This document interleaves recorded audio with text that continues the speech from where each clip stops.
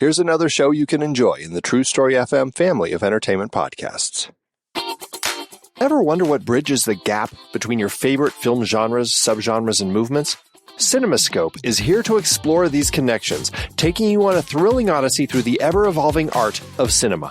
I'm your host, Andy Nelson, and in each episode, we embark on a deep dive into the forces that sculpt the world of film. From the styles you know and love, like heist films or the French New Wave, to the ones you may not be as familiar with, like Turkish Yeşilçam or Brazilian Nordwesterns, my expert guests and I unravel the complex tapestry of storytelling, style, and innovation that defines the world of film as we unpack the myriad catalysts of change that shape these diverse styles. Whether you're a student of film, a creative professional, or simply a devoted movie enthusiast, CinemaScope is your gateway to a richer, more immersive film experience. Don't just watch movies, understand them, appreciate them, and revel in their artistry with CinemaScope. Subscribe today.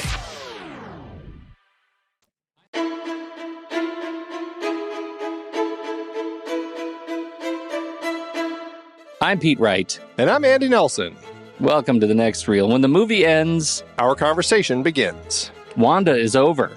If you don't want anything, you won't have anything. And if you don't have anything, you're as good as dead.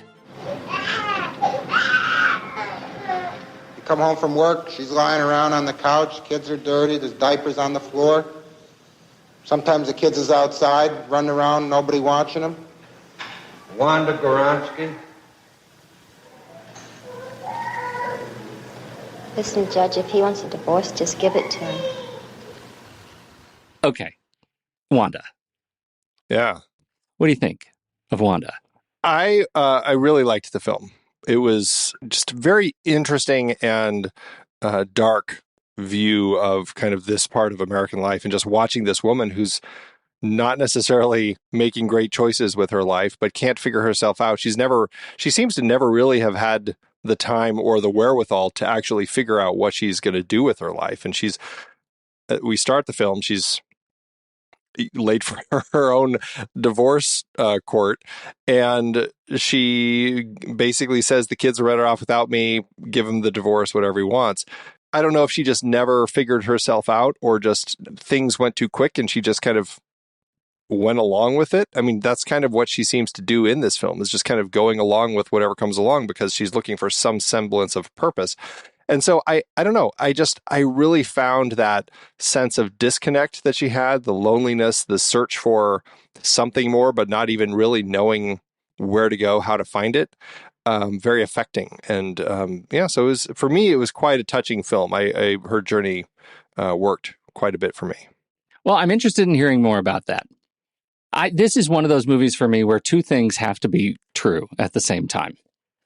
I understand, as I'm watching the movie, about the struggles that this woman has and the struggles of apathy, really. Like, she just can't get a leg up, so she doesn't get a leg up and ends up drifting. And I understand the nature of the narrative where we have this drifting character, and part of the charm of the story is her drifting from event to event. And one of those events happens to be a bigger deal that she gets associated with this bank robber. That's interesting and has its own sort of sense of resonance. I understand the cultural themes. I understand the themes of gender and class and societal expectations that start from jump, right? About what should her role be as mother as she abdicates responsibility of her children so effortlessly. And it's kind of a road movie. She just kind of drags on. And also, I kind of couldn't stand it.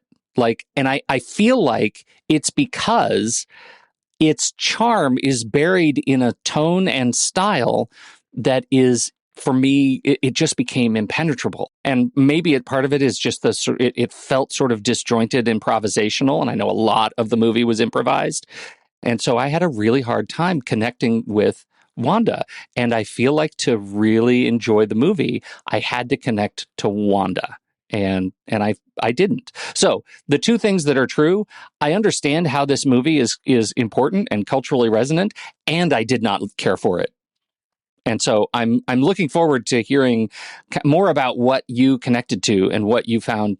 It took me many tries to get through this movie. That's not normal. I mean, yeah, well, different strokes for different folks, I guess. I don't know.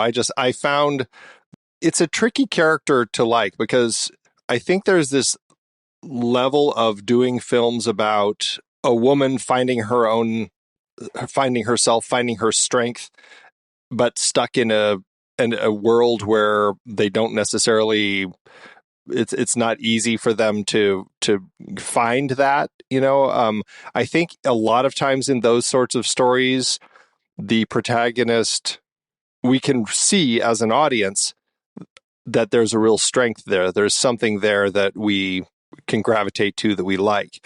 And I think starting this film where she's left her husband, she wakes up, she's sleeping on her friend's couch because she's left her husband, and they're in this house that weirdly seems like planted in the middle of this coal mining operation. I wasn't quite sure Totally. about the She's position in of the this quarry. house. Yeah, right. To get out, she has to like walk out of the quarry to get into town So to her court case.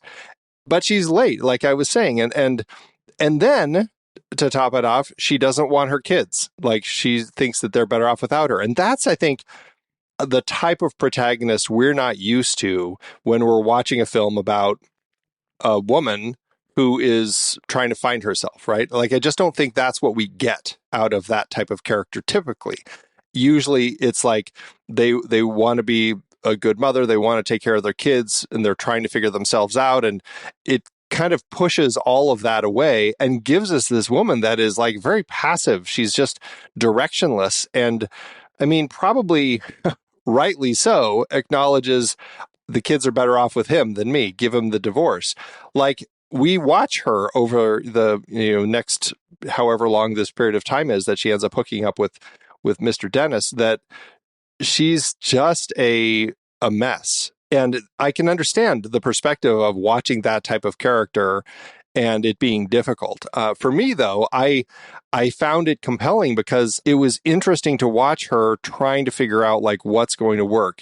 After she leaves, after the court case and everything, she hooks up with this one guy who buys her a drink at a bar, and he does everything he can to try getting out of there before she wakes up, and it doesn't work. And because he bumps something, and so she's like, no, wait, I'm coming with you. It's like, and he lets her get in the car. Yeah, frantic. Like, she is frantic. She needs somebody. She has to glom on to somebody and go along for the ride. Like, she can't figure herself out by herself. And that was such an interesting part of this character. And then it's like he pulls up at an ice cream stand and you can just hear the conversation inside. You know what? I'm in the mood for an ice cream. Why don't you get one for yourself too? Here's some money. Go great, get us some ice cream.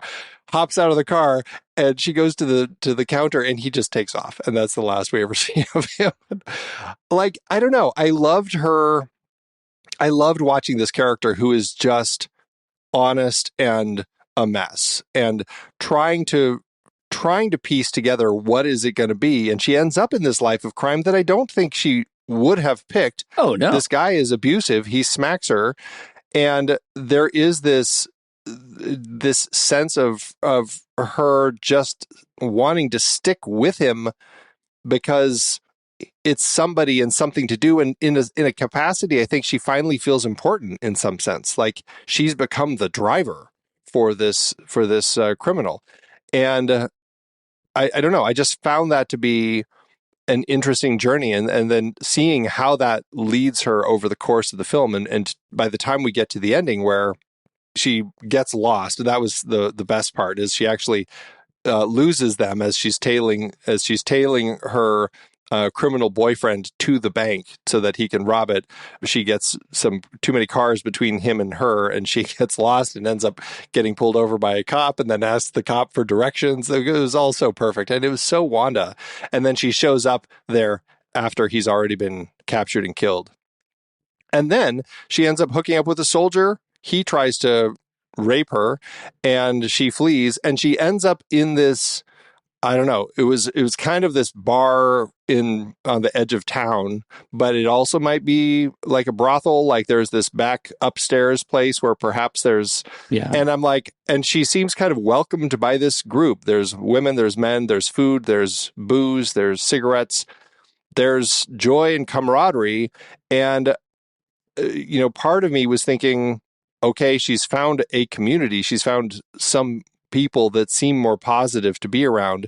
Maybe it's a brothel, and maybe now she ends up living a life as a prostitute. Who knows? But maybe not. And I just don't know. But it was just such an interesting journey watching her trying to figure out what to do with herself, and like feeling that sense of disconnect. And we have her saying things over the course of the film like, I may as well be dead, and things like that.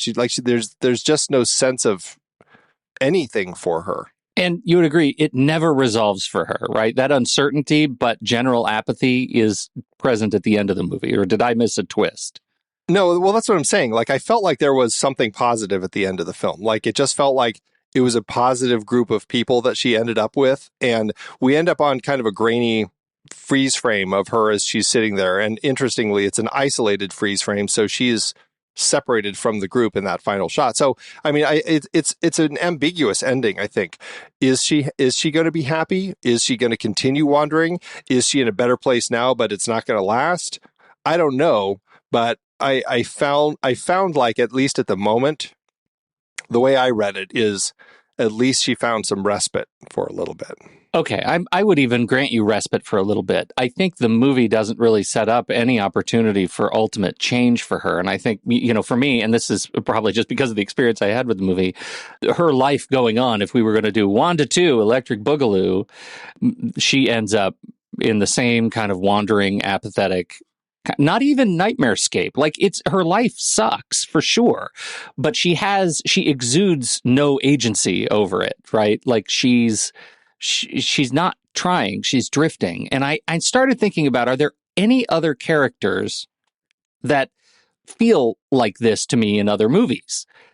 Because this one, it's not whether I like her or don't like her. That's not the point at all. I don't think we need to like a protagonist to necessarily have a connection to them. I don't like her, but because largely she never finds anything to engage with. I mean, hell, Andy, even the dude in Lebowski connects to something, and those misadventures end up starting to have more resonance.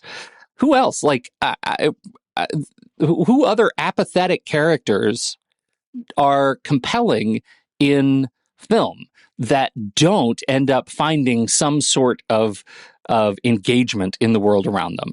I started thinking about Edward Norton in Fight Club, right? Like, he starts out pretty apathetic, but that movie takes him in a direction that gives him agency. Who else? Joaquin Phoenix in Her. He starts out apathetic and lonely and could have very much made the male Wanda, and ended up, finding a connection that made his existence relevant in the scope of the movie. And I just couldn't figure that out. And I want to say, I recognize I'm an island. Like, this movie is now wildly appreciated by cineastes around the world. It was put into the Library of Congress, it's film registry, it's everything. Like, everybody likes this movie now, and I don't necessarily understand it apart from watching some of the funny exchanges that happen throughout. Like, you're absolutely right. The ice cream stand is a shiv, an emotional shiv, and super funny because she falls in with doofuses. Even the criminal is a doofus. He's a jerk, but he's also a doofus.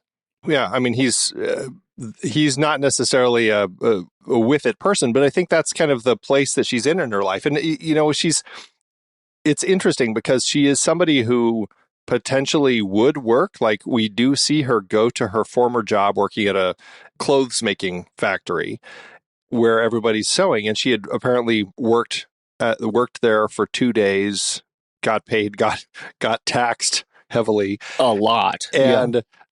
And then it's just like, I want to work again. Will you let me have some work? And he's just like, sorry, but you're just too slow.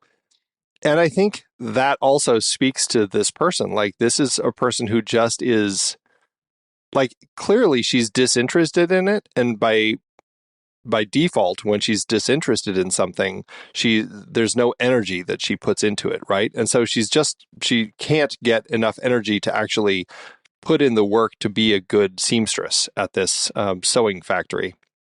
And so I definitely understand the point that you're taking, but I don't necessarily think that this is a film that's designed to give us that turn for this character. Yeah. Like, I think that the way that the film it plays out, like, she's clearly from a kind of a lower class. She's from this mining community, and there's a sense of being a little underprivileged. Like, she's working from handout to handout, really, at some point. And there's just, it's really, to me, more of a portrait. And I think that's the way that I took this film, is like, we're looking at this portrait of life. And Barbara Loden, who is Wanda in the film and ostensibly wrote it and then directed the film, she was looking at portraying parts of life that you don't normally see. And I think that was an interesting aspect that we're looking at here, because we're checking out this character who just, like, we just don't see many stories about a character like this, because they are so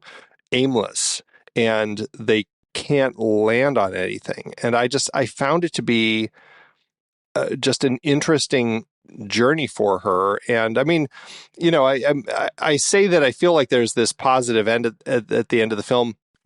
I don't think that, like I said, I think it's a respite. I don't think it means it's a happy ending, but I do think that she's in this place with these people. And I feel like after that, again, my sense was that this was kind of a brothel. The way that there was that staircase in the back and the woman kind of going out and watching her and everything. I am absolutely with you. Yeah, for sure. That's where I am too. Like, it's not called out, but I definitely had that sense. And I'm kind of convinced that this is now where she's going to end up. Like, she's going to be a prostitute. That woman was very welcoming and kind to her and recognized somebody who was lost in life. And I think that was kind of, this is Wanda's journey from housewife to prostitute that we're kind of watching. And it's not necessarily a positive film, and we're not seeing the typical character turns and a character arc like all of that. But I do think that it's a portrait of somebody in this world. And to that end, I found it very compelling. But looking at it from your perspective, trying to find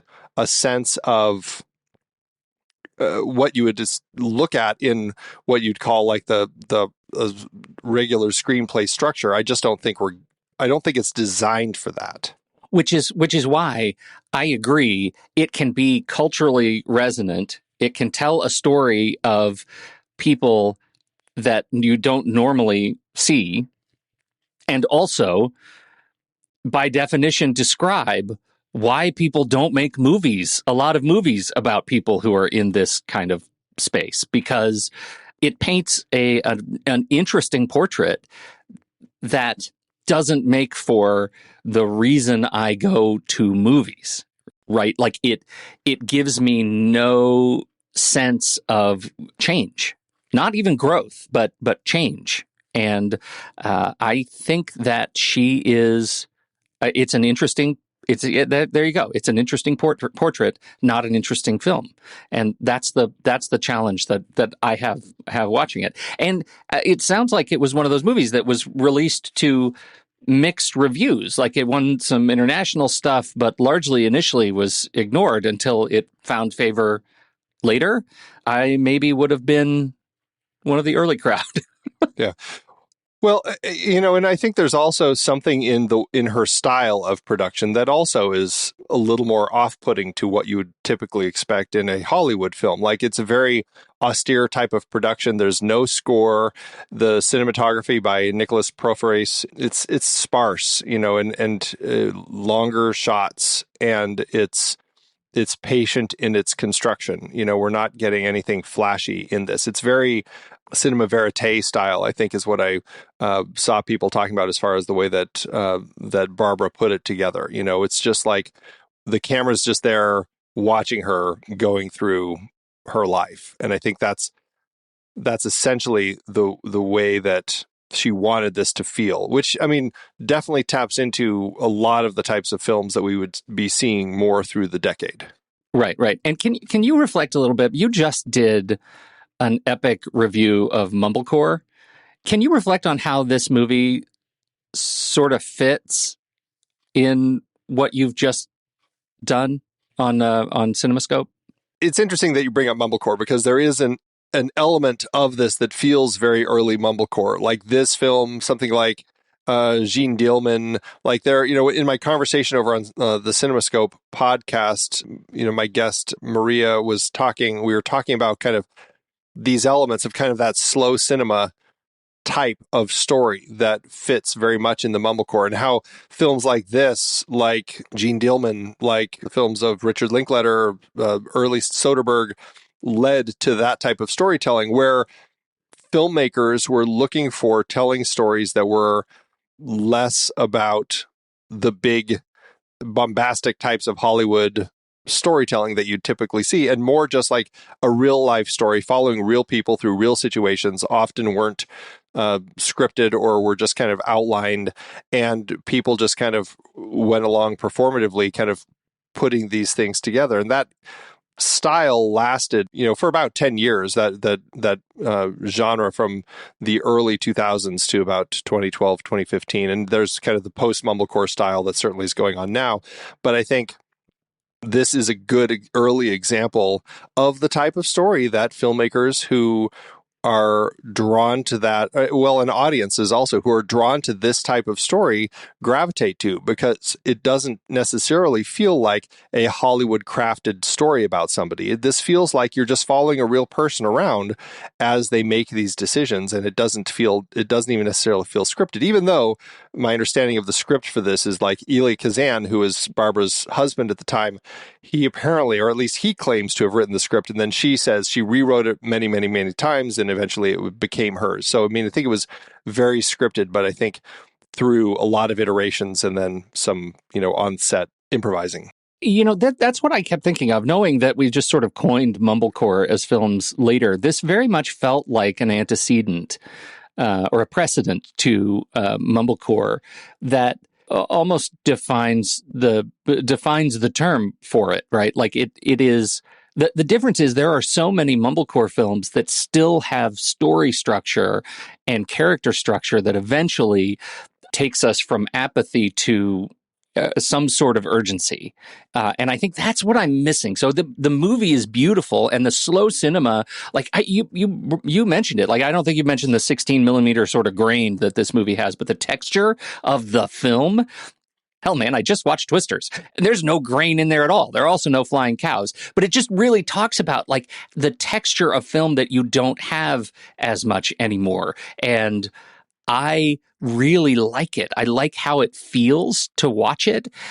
It's just this idea of celebrating this part of life that is so anti-cinematic to me. So is it a 1-star film? No, it's not a 1-star film for me at all. But is it an easy watch? Less so. But let's talk just a little bit about Barbara Loden, though. Go ahead. But I just want to say, there are a lot of mumblecore films out there, and just be prepared because there are plenty like this. They're not all like Lynn Shelton's Hump Day. That's right. I love me some Lynn Shelton. Yeah, right. So, yeah. Okay. That is absolutely fair. I take your warning, sir. Let's talk about Barbara Loden, because this is part of our one and done series. Barbara Loden, we have a film, and then she made no more films. Right. Yeah, Barbara Loden was interesting. She had been an actress before and done quite a bit of performative stuff in theater and in TV. And in fact, interestingly, we talked about the film Compulsion way back in the early days of the show, which was part of our Richard D. Zanuck series. But her debut was actually in the theater production of Compulsion. Oh, wow. Which was the first time that she performed on stage, following by a stage appearance with Robert Redford after that. So she had been somebody who had been working quite a bit on the stage, and then she ended up in 1960 appearing in Elia Kazan's film Wild River, and the bigger part for her in Splendor in the Grass, where she's Warren Beatty's sister. I think a lot of her work was very much mostly acting is what she had done. And then this film came because she saw an article in a newspaper about this woman who was on trial for a bank robbery, and she thanked the judge for the sentencing. And she was really kind of perplexed by that. Like, what brings a woman to that point where she's going to thank the judge for that. And so she kind of crafted this story and kind of came to this place where she wanted to make it. And there, she had a friend. I mean, she was kind of married to Elia Kazan by this point. She had friends in the industry, and it was much easier. And one of her friends said that he'd finance it. And so she ended up directing it with her cinematographer and editor. And the budget was like $115,000, very cheap, very small crew. All of the clothes were clothes that had been used in Elia's previous films. And she wanted to, this film was received, I mean, in some, like you said, some critics weren't fond of it, but it also ended up winning Best Foreign Film at the Venice Film Festival and doing really well in some of the places that it played. It played at the Cannes Film Festival in 1971, the only American film that actually played there. And so there was this sense that she had something and might be getting a start in a career here. I mean, my understanding is it's like the first feature film written, directed, and starring a woman. Like the first one where a woman helmed all three of those roles, which is pretty interesting. Well, another reason the movie's important, and another reason it sucks so much that Elia Kazan comes along and says, no, I wrote it. Let's take one notch off that belt. I know. Terrible. What terrible. A jerk. After this, she ended up directing a couple educational shorts, which, ties into our conversation about Carnival Souls and Herc Harvey, who is directing plenty of those things. And then, sadly, she had a few other films that she was looking at doing. And again, probably stuff that you would have not liked had they gotten made. They say they were, quote, devoted to the neglected side of American life. So call your shot, Babe Ruth. That's right. She ended up getting a cancer diagnosis, and she was planning on divorcing Kazan, but because of her illness, it made it hard to kind of go through the whole separation. She ended up trying to direct another feature film about Kate Chopin's The Awakening, but with all of her treatments and everything, she couldn't get it going, and then she ended up dying in 1980.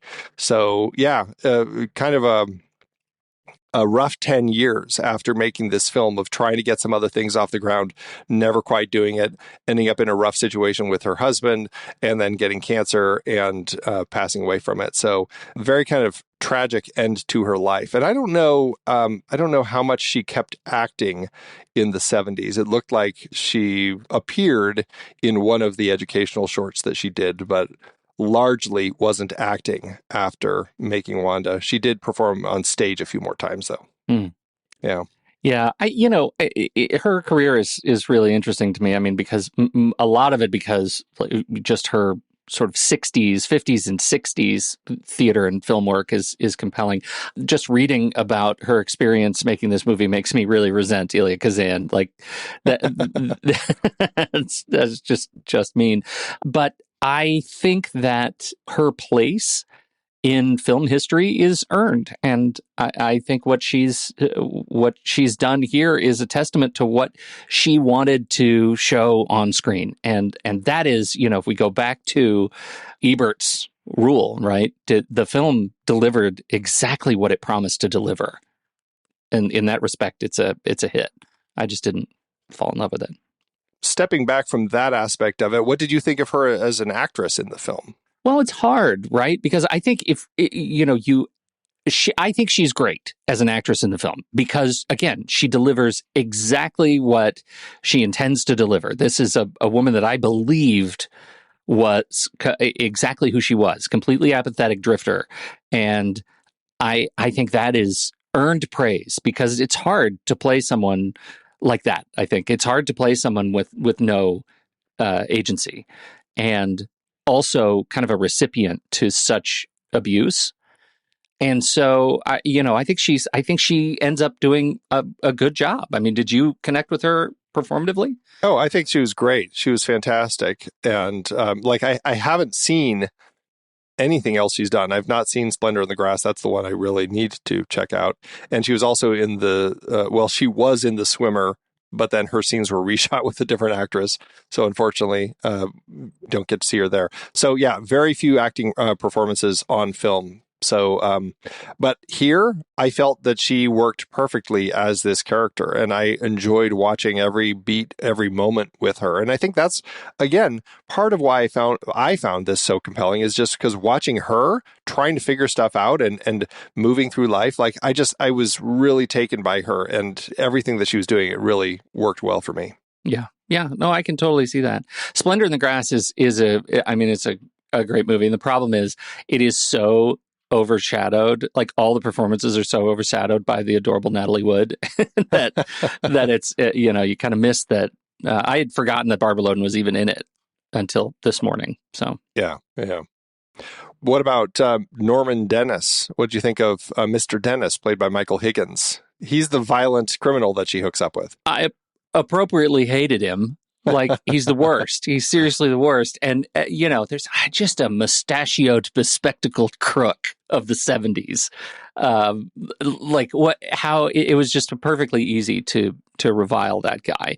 And here's the thing I liked, that just how far they went to slow roll the fact that he was a criminal. He wasn't just abusive, but that he was this bank robber, and that he had a plan all along that he didn't tell anyone until he was. And this is sort of the challenge of her perspective, being the perspective that we're following, that we don't know anything until it's happening, and it puts us in that perspective of being the apathetic wanderer. It was a legitimate surprise when it is revealed that he's going to go in and rob this bank. And then it became a movie for me. Like, that was great. Did you not get that sense when he was kind of scoping it out? Like, because I certainly felt like, oh, he's totally scoping this place out. He's gonna hit this bank. Yeah, no, I mean, no, not really. I mean, I guess in hindsight, I probably did, but I was also watching the movie and thinking, when am I going to see something? When am I going to see something that I like about this character, like, and her journey? So I think I was watching for the wrong signals. And I didn't make the connection that they were even at a bank until the next round. And it takes a long time to get there. Even when he's scoping it out, it takes us a while to get there. Yeah. Michael Higgins also was in The Conversation, and he was also in The Stepford Wives. He was, I think, one of the husbands. One of the husbands. Yeah, right. Mr. Cornell.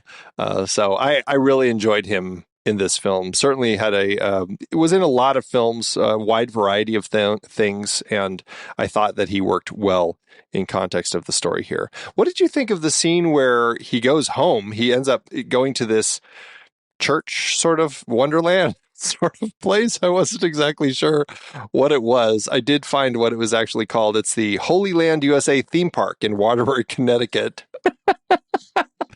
Apparently his dad works there. What did you think of that scene? Because I felt, in a scene focused so much on Wanda and what she's doing, that it was really interesting to me that we had this sequence where we stop where his dad is working at this Holy Land USA theme park and has a conversation with him, tries to give him money, and his dad knows what his son does and is like, I won't take your money. You're a bad boy. That's so funny. Like, I'm afraid it's going to be hard for me to answer this question because I am so amused by the Wikipedia page for Holy Land USA. Oh. I did not make a connection that this was like a real thing. I mean, I don't know. Was that the intention, that this is a real thing, or did she make up Holy Land USA for the movie and it's also a real thing? My sense was that she was just using a real thing that was there. I mean, they're walking through the catacombs and everything. Like, it felt like such a strange location to suddenly be thrust into. But, like, I was like, I wonder... Walking under miniature Jerusalem? Yeah. Are you kidding? Like, what is Barbara saying by putting this into the film here, where we have this kind of this place that feels so religious and but also so there's so much artifice, and that's kind of this place that we have this final conversation between father and son before he goes off to rob a bank. To me it reads very much like thematically that there is very little substance in the world that can save someone like Wanda. It certainly can't save someone like Norman Dennis, and that it has become artifice. This thing that we normally count on as a spiritual backbone is artifice. Religion is artifice. And that's kind of the important lesson for me, that they go there and they are not welcome, even at a religious theme park, is the lesson for me. I thought that was it was actually an interesting sort of twist. His relationship with his dad, that we even met his dad, was an interesting choice. Yeah, right. I just found that to be such an interesting sequence to actually put in there between scoping out the bank and then the actual attempted robbery. And also, before we even get the robbery, we've got his plan, which is hatched as they go to kidnap the bank manager and put a fake bomb, as we learn later, on the laps of the bank manager's children and wife. Oh my goodness, this guy. Yeah, it's diabolical. He's not good, but he's also like, just his competence as a bank robber coming into focus there is the interesting thing, that he's, to me, that like every turn he ends up being able to sort of adapt and get closer and closer to what he wants. The fact that what gives him away is effectively her getting caught on a U-turn that's the worst U-turn ever. But I don't think that that's what gets him caught. Like, I think he was already busted because he didn't know that they had that timer on the safe. Time and lock, I think yeah. all she did was really prevent herself from also getting caught, I felt. Yeah, that's true. The question I had was, would that had she stayed closer to him, would he have gotten closer to getting out of the bank? And, it prevented a chase, but ultimately everybody loses in this movie. Yeah. And another interesting element is how they end up meeting. Like, she goes into this bar and she's just like, I just need a drink. I just need to get a drink. She's miserable. She's been abandoned and feels disappointed. So she goes into this bar to use the restroom. This is after she's abandoned at the ice cream shop. She walks back into town, goes to a Mexican movie where she falls asleep. Her purse is, all of her stuff is stolen out of her purse. And so she goes into this bar just to get a drink, or just to use the bathroom and then to get a drink, without realizing that Mr. Dennis, who's behind the bar, has knocked out the barkeep and is actually robbing the place. Like, that reveal when we go behind the bar with him and she asks for a rag because there's nothing in the bathroom to dry her hands, and we tilt down and we see the bartender on the floor with like the rag on his face. I was like, oh wow, okay, this is not where I was expecting things to go. Yeah. So it's that there's some of those things are funny. Like, those are legit black comedy turns that end up working. Well, and that's why I just found it to be such a compelling and interesting film, because it keeps putting us in interesting situations like that, and like the bank robbery, and like the dad, and like, what is it that, like, the draw when they're out there, they stop in this place and suddenly there's a dad and his kids flying remote control airplanes around, and the guy's like up on top of the car, over here. What is that about? Like what is he like? Is this just some thing? Like, I don't know, but like, I found it all compelling and I found it really interesting. So yeah, worked for me. That some of those things are just weird enough. Yeah. Standing on the car and screaming, come over here. Yeah. Over here. Yeah. All right. That's what I got. Well, really interesting film. All right. Well, we'll be right back. But first, our credits.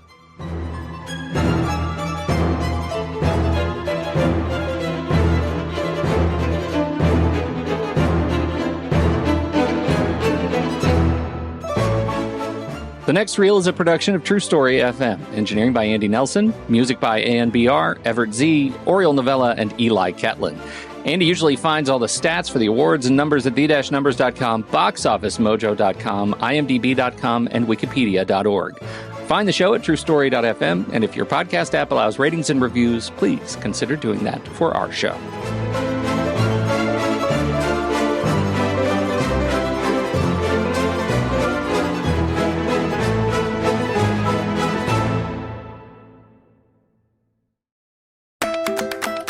In a world that's constantly changing, one thing remains steadfast: our commitment to quality products. Here at True Story FM, we believe in the power of voice. Our podcasters bring you stories, news, and entertainment that fuel your day, just like the energy that powers your home. But what if there was a way to bring that power to your wardrobe?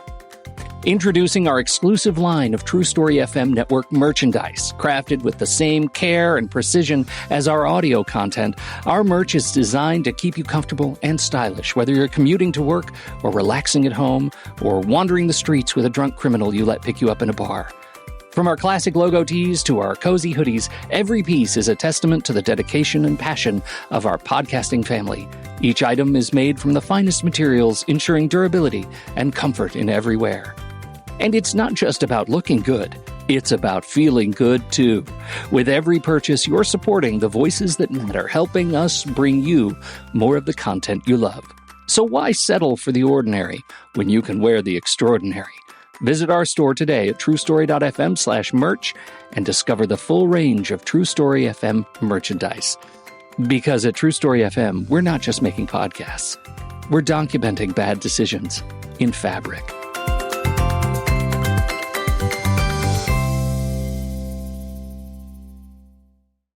How to do in the awards season, Andy? You already dropped the Venice thing. That might have been the only thing to talk about. You already dropped it. I dropped that. You dropped the Library of Congress over on the National Film Registry. So that's pretty much it. It had the two wins. What are we doing here? I know. Venice Film Festival, it did get accepted. It was the only American film there, and it won the Passanetti Award for Best Foreign Film. It did play at Cannes. It was the only American film there. It didn't get any awards there. And then, as Pete said, in 2017, the National Film Preservation Board added it to the National Film Registry. So there you go. All right. So did this 16 millimeter classic in the oeuvre make any money?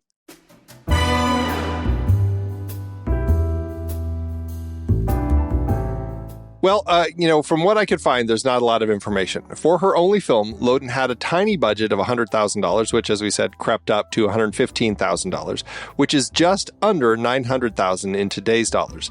The movie premiered at the Venice International Film Festival. It was the 31st Venice International Film Festival, September 1st, 1970, where it was very well received. Then it opened February 28th, 1971, domestically. Unfortunately, I can't find any information on how well it did at the box office or how poorly it did at the box office. Nothing. So that is unfortunately all we've got. Well, I like this series, the One and Done series. I didn't connect with the movie, but I understand it. I get it. Well, now you can say you've checked off Barbara Loden's filmography off your list. The whole thing. Yeah. That's one of the reasons I love this series. 100%ers all the way. Unless you're anxious to go check out her educational films. The educational films. I mean, I'm not that much of a purist. Yeah. No, I really enjoyed it. This is a film that stuck with me, so I'm glad to have added it to my list, and definitely one that I would be curious to revisit at some point down the road. Awesome. All right. Well, we'll be right back for our ratings, but first, here's the trailer for next week's movie, Dalton Trumbo's Johnny Got His Gun. I wish they'd get this stuff off my face so I can see what they're doing. They sew you up, and then it heals, and then they take the stitches out. War has various meanings to various persons. I don't know how long I've been here. I don't know what year I'm in. Gonna make the world safe for democracy, aren't you? What's he saying? He says, kill me. Over and over again. Kill me. I'll pray for him for the rest of my days. But I will not risk testing his faith against your stupidity.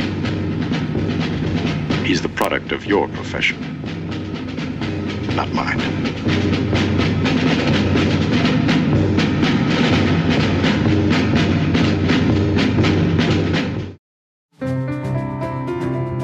Wanda's story in Barbara Loden's film is a powerful reminder of the loneliness and disconnection that can come from wandering through life without a sense of purpose or belonging. It's a feeling that many of us have experienced at some point in our lives, that nagging sense that we're missing out on something, that there must be more to life than just drifting from one day to the next. If you find yourself resonating with Wanda's journey, know that you're not alone. The movies have a unique way of capturing the human experience, of helping us make sense of our own struggles and triumphs through the stories of others. They have the power to connect us, to inspire us, and to remind us that even in our darkest moments, we are never truly alone. That's the magic of cinema, its ability to bring people together, to create a shared experience that transcends the boundaries of time and space. When we watch a film like Wanda, we're not just passive observers, we're active participants in the story, bringing our own experiences and emotions to bear on the characters and themes unfolding on screen. And that's where the Next Reel family of film podcasts come in. We're a community of film lovers who believe in the power of cinema to transform lives and bring people together. When you become a member of our family, proud members of the True Story FM network, you're embarking on a journey of discovery and connection with like-minded individuals who share your passion for the movies. As a member, you'll unlock a treasure trove of bonus content, join thought-provoking discussions in our exclusive Discord channels, and have the chance to participate in our live recordings via YouTube. You'll be supporting the tireless work of our independent creators and, most importantly, be part of something greater, a community of individuals who believe in the power of cinema to connect us, inspire us, and help us make sense of the world around us. So if you find yourself wandering through life like Wanda, searching for a sense of purpose and belonging, know that the Next Reel family of film podcasts is here to welcome you with open arms. For just $5 a month or $55 a year, you'll gain access to a world of exclusive content, engaging discussions, and a community that shares your passion for movies. But more than that, you'll be part of something truly special. Don't wander aimlessly through your cinematic journey any longer. Join the Next Reel family of film podcasts and find your place among friends who understand the power of movies to change lives. Head to truestory.fm/join to sign up today and start your journey to belonging now. Letterboxd, Andy. Letterboxd.com/thenextreel. That's where our HQ page is. How are you going to treat this? A 5-star and a heart for you? You love it so much? I really did like this film, and I feel like it could maybe go up on later watches. I think for now I'm going to give it 4 stars and a heart. I felt it to be quite a strong and powerful film. Well, I will say that you did due diligence this time, and I came in really trying to be thoughtful about the movie and my experience with it. But you reminded me of some of the things that actually are quite solid about the movie. I don't love the movie, so no heart, but I will give it 3 stars. I'll give it 3 stars, no heart. Look at that. 3 stars. And I like it better than most of the Letterboxd reviews that I'm reading right now. Well, I think that's a win. A win. Yeah. Take that. Right. No, it's an interesting film. I mean, it's a hard film for people to connect with. And, I'm glad you brought up mumblecore in this conversation because Maria and I had that conversation very much about like how some of these films there are people who just don't like those films. Yeah. Like they just don't connect with this type of story where you're just following people and it's like, why am I following these people? What is the sense? What is the purpose? What am I getting out of this? And I think for those people who do connect with that type of storytelling, it can be a powerful experience and it can be nice to have that on screen because so often in the Hollywood system, you're just not getting that type of story. And so, it's a different type of storytelling and it works for some people, not for others. Okay. I guess I'm others. Hey, and that's okay. It's okay. It's okay. You're not going to quit the podcast? That's right. All right. Well, that will give the overall rating 3.5 over on Letterboxd. And you can find us there at thenextreel.com/Letterboxd. You can find me at Soda Creek Film. You can find Pete at Pete Wright. And you can find the show at The Next Reel. So what did you think about Wanda? We would love to hear your thoughts. Hop into the Show Talk channel over in our Discord community where we will be talking about the movie this week. When the movie ends, our conversation begins.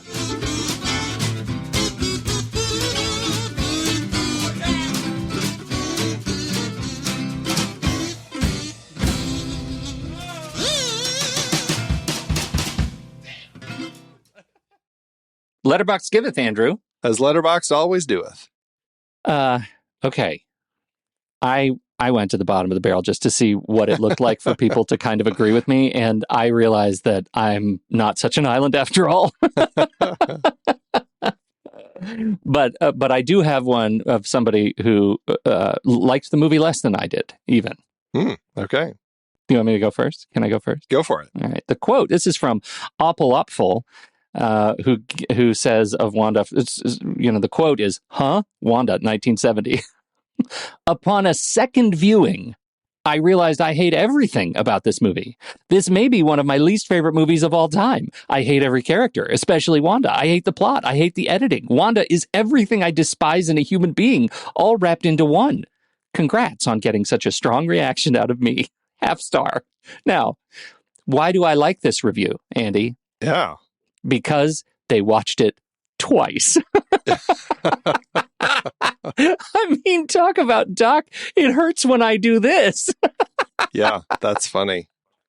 Says a lot. I thought that was a treat. Well done. That's really interesting. Interesting. Yeah. Didn't like the editing. Interesting. By the way, the cinematographer, Nicholas T. Proferis, also edited the film. And I'm just looking to see, was he more prolific, less prolific as an editor? He did this, The Visitors, and then he did her two educational shorts, actually. As a cinematographer, starting with stuff like Monterey Pop, which is pretty impressive, and Beyond the Law, and then did a few more films, both of her educational shorts again, The Visitors, Place Oldenburg, The Formative Years, Roy Lichtenstein, Sam Francis, Jimmy Plays Monterey, then the Monterey Pop. So I don't know what some of these things are. They sound like little TV docs that he did. Mm-hmm. Yeah. So also not a very busy career for our director of photography / editor, but maybe that's why he edited less. Right. Right. All right, what do you got? Well, I got this one. It's just a heart no star sort of review by Gente or Gente or Gent. I don't know exactly. But anyway, this is the review. Barbara Loden was a powerhouse and she never got the appreciation she deserved. This film is so confronting and disheartening. I never enjoy watching it, but that is exactly why it's so good. And I thought, that actually might speak to Pete in a little bit. I'll take that. I just want it known that I'm not the complete antagonist of this episode. That's all. Thanks, Letterboxd.